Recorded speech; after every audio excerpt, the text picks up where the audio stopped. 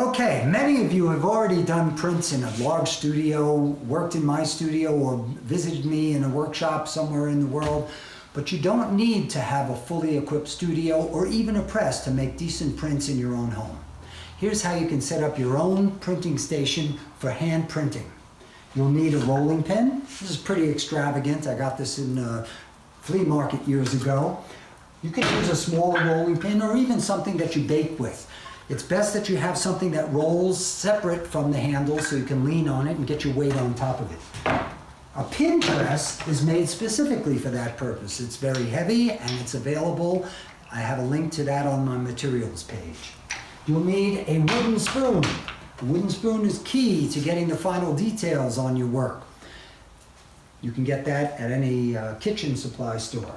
You'll need a blanket to put on top of your paper. This is simply a piece of felt that I got at a fabric store, or you can use a traditional etching blanket. A thin one is perfectly fine, and a towel will work in a pinch. You'll need some blue painter's tape. This will hold your paper in place while you're running your print.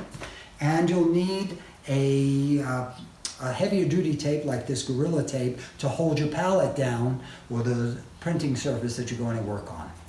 So in my studio, I have a hand printing station that's already set up with a grid below a thick piece of glass. Glass is the best. The surface that you put it on is very key. Make sure it's flat and even. On my grid, I have lots of different lines that dictate where paper goes, where plates go, and so on.